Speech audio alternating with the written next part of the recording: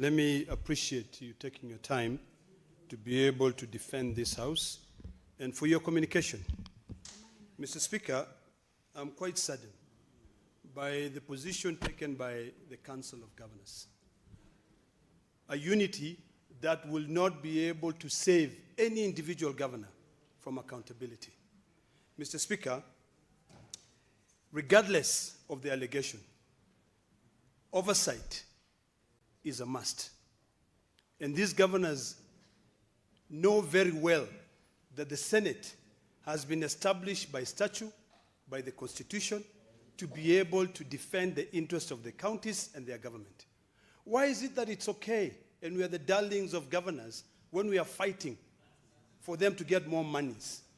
Why is it that it's okay for us to be able to fight among ourselves when we want more monies to go to our counties, but it is not okay for county governors to be able to come and to be held accountable? Mr. Speaker, the Senate does not audit county governors. The audit is carried out by the Auditor General. And today, Kenyans will be shocked when they hear facts.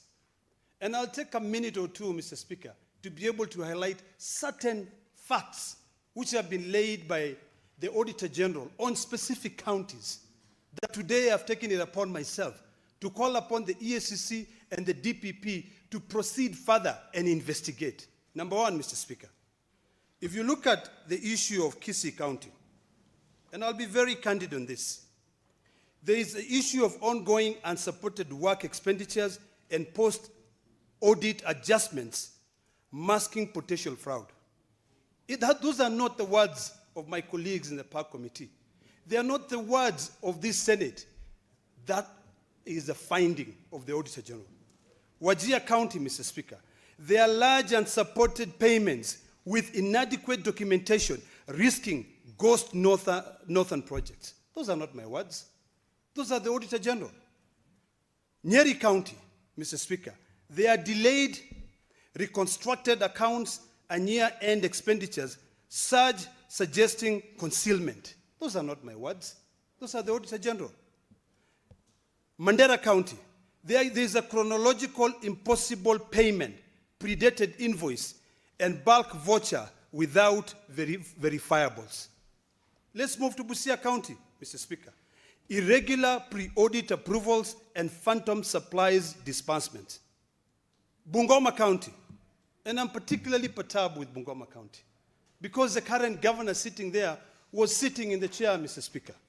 The auditor has cited serious issues, including split transactions to evade threshold and repeated vendor overpayment. Mr. Speaker, if you go to Embu County, which my colleagues have already alluded to, there are specific issues to do with cash control lapses and unverified advances in service delivery. Let's move to Homa Bay County. Let us all be candid today. There is disputed bursaries, health allocation denied by the end beneficiaries, Mr. Speaker. If you go to schools, the teachers will say, we did not receive those bursaries. You go to health facilities, they'll say, we did not receive that money. Let's go to Vihiga County, Mr. Speaker. There is missing project files and adjustments, heavy bursaries and work programs. And now, icing on the cake, Tharaka Nithi. There is sequential voucher alteration, post-submissions to cover malfeasance or wrongdoings, Mr. Speaker.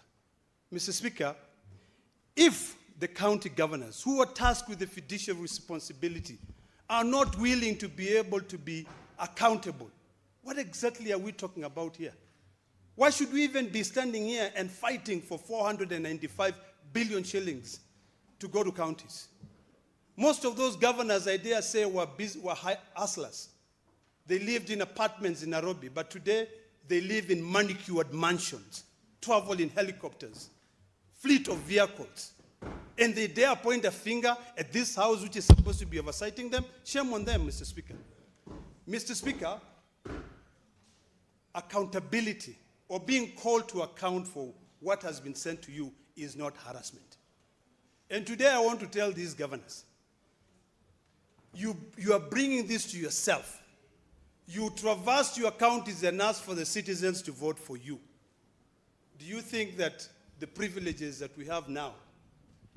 A poor person there. Earlier on, Mr. Speaker, we were talking about gangs that are coming up.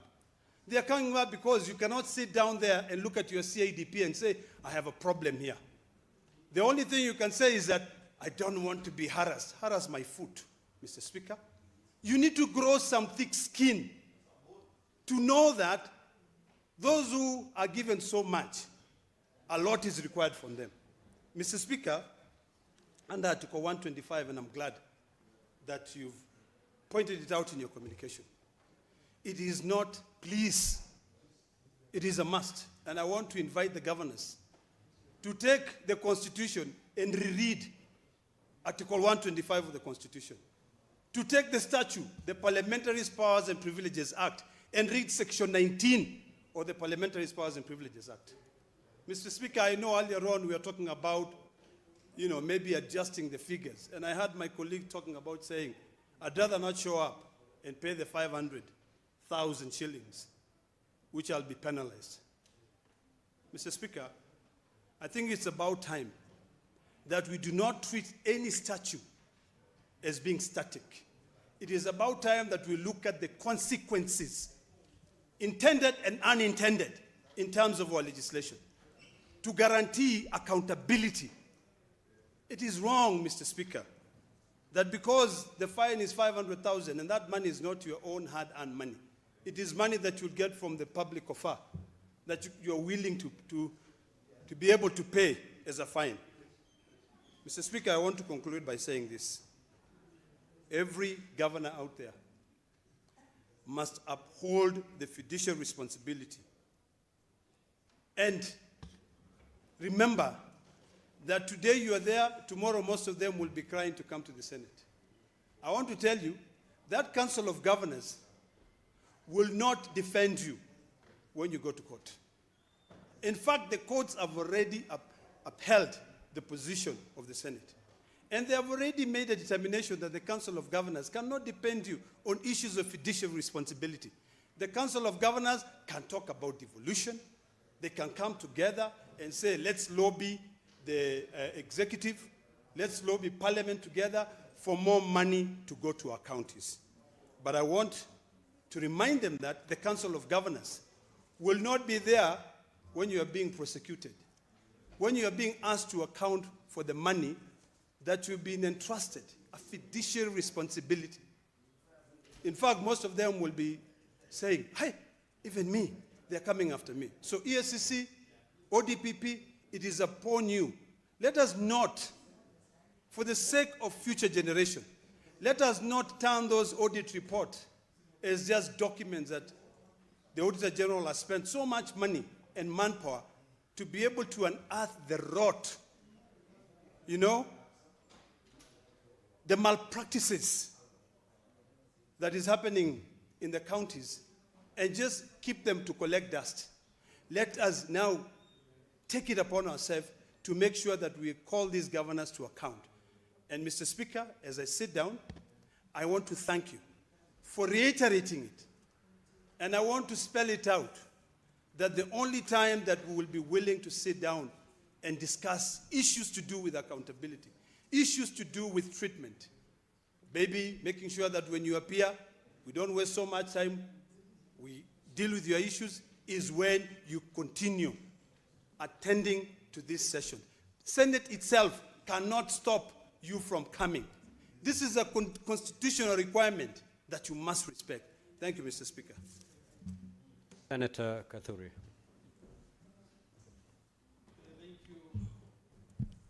Thank you, Honorable Speaker, for the opportunity also to give a comment or two